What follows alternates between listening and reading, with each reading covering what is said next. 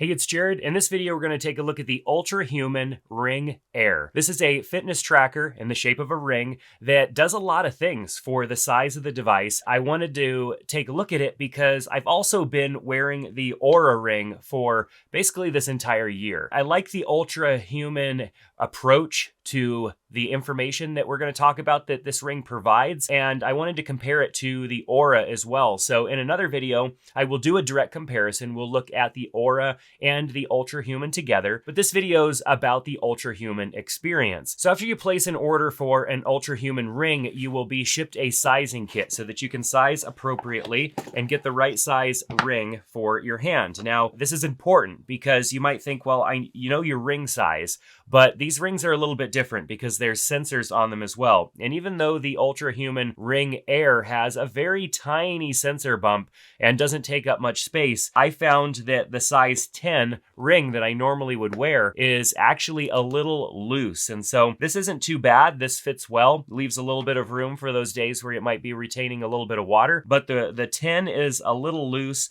and I probably could have gone with a 9, but overall, I think I'm fine with the 10. So it's important to try the ring on and not just try it on real quick and say, okay, I know what size, you're in a hurry to get your ring ordered. Wear the sizing ring for a couple of days. Wear it through a workout. Wear it at the end of the day. Your body adjusts. If you've ever wore a ring before, like a wedding ring or something like that, it gets a little tight at certain times of the day. So it's important to make sure that you order the right size, and that way you don't have to worry about returning and exchanging for a different size down the road. So now let's look at what comes in the Ultrahuman box. So when we open that up, you're presented with the box of the product, and the box is really nice, very simple box, and not a whole lot that is inside of the box. Your ring will be right here, and underneath it will be your charger and your charging cable. This is the charger that it comes with right here, and they also have an additional charger that you can order that does a little bit better job of staying put on your nightstand or wherever you're going to place this. You simply just put the ring on the charger like this, plug it into something that charges via USB-C, and it'll charge up the ring. I found that the ring takes probably like around 30 to 40 minutes to charge completely if the ring was completely dead as far as the battery goes. Battery life has been pretty good. I get probably 3 to 4 days battery life out of this ring, and that's including a workout activity. Now, I don't go into the app and start a workout activity because I have an Apple Watch, and I use my Apple Watch to do that. But the Apple Watch will sync using Apple Health. It will sync the data over to the Ultrahuman app. And of course, you could do that vice versa. If you don't have an Apple Watch, you can create the workouts within the Ultrahuman app. It even auto-detects certain workouts as well, and then you can sync those over to Apple Health, and that data will show up within your fitness app on your Apple Watch. So when you open up the app for the first time of the day, it's going to sync the data. You can see the battery life of the ring over here, and you can see that it is syncing and looking for the data that it's going to pull over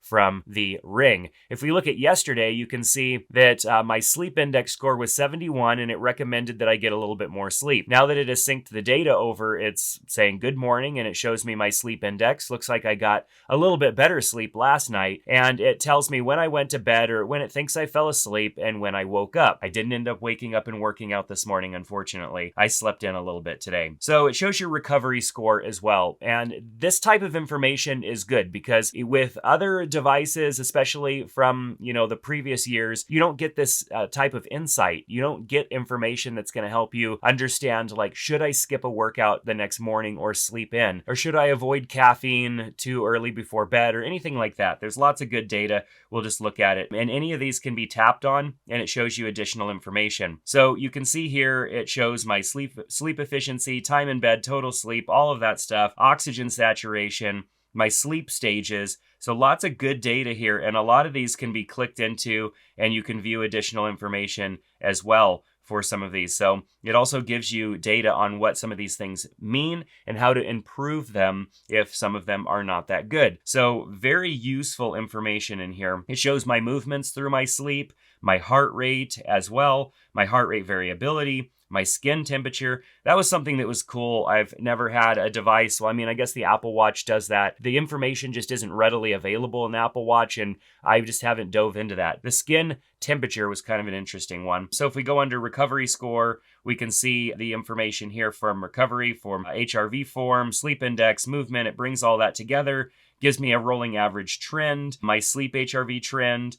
Lots of information in this app, stuff that I don't even completely understand what most of it means, but it's good information to have, especially if I was training for something. This would be great data. So now under movement index, it shows my overall movement and an overall graph of that movement. And so you can see that there, activity, my active hours, total calories, and workout frequency. So this is good. You can see that my active time was pretty early in the morning. That's usually when I go and get in a run and a short workout, and hopefully try to get in something else later on in the day. But this day I didn't get anything else in. So now we've got our heart rate down here, which we can see. We got all day, daily, weekly, monthly trends and stuff like that. Skin temperature, our HRV again, resting heart rate. So that overall timeline gives me information about my overall day, like what activities I did. I accidentally selected walking on my Apple Watch, but I was in fact running. And then it syncs over any other data as well. Obviously, it pulled this in from the Apple Watch. It pulled this in from Zwift because I was using Zwift on my treadmill while I was running. Shows me the Ring battery. There's also a performance coach in here as well. Now, all of this information is under the home page. There's still a lot of other tabs in here. Some of them aren't going to be relevant because I don't have their Ultrahuman M1 device that allows me to track. It's like a biosensor that allows me to track metabolism and stuff like that, which I am super interested in and hopefully will be able to check out and try in a future video. Zones are something that I think would be really cool, especially if you're training with other people. Maybe you're in a running club or something like that, or in a fitness club together. You can create a zone, and that zone can have different people in it. It can be around an activity. We can create a zone with either the ring or the metabolic sensor that I talked about earlier, and those zones can be shared with friends, and friends can join those zones as well. And then you will be able to see the different ranking that you have for the day based on your activity and all of that stuff. It's a great way of building community, but of course you all have to have Ultrahuman rings. And then under the Discovery tab, there's lots of great information on fitness, metabolic fitness. There's the Ultrahuman podcast, workout videos, meditation, lots of great stuff that's built into the app that comes available as part of having access to this. And then there's your profile page, which is pretty basic. Most of the time, you're going to spend your day on the home page gathering that information. You can see I've got, for now, today, my sleep index, which is higher. My recovery was better. There's a graph that kind of gives you an idea of when you should start to avoid caffeine or how much caffeine you should have based on what time of the day it is. I think this is good, especially for those that drink a lot of coffee or take in a lot of caffeine throughout the day. I never take in any caffeine past 10 a.m., so it's not that big of a deal for me, but it is cool information to have. And it shows that I'm relatively low because I haven't logged having had any caffeine yet today. My movement index, obviously pretty low for today. Nothing has really happened other than just getting up and getting started with my day. And then it's how am I feeling right now? You can also help this learn. I feel ready for action today. I got good sleep last night and I feel wide awake and ready to go.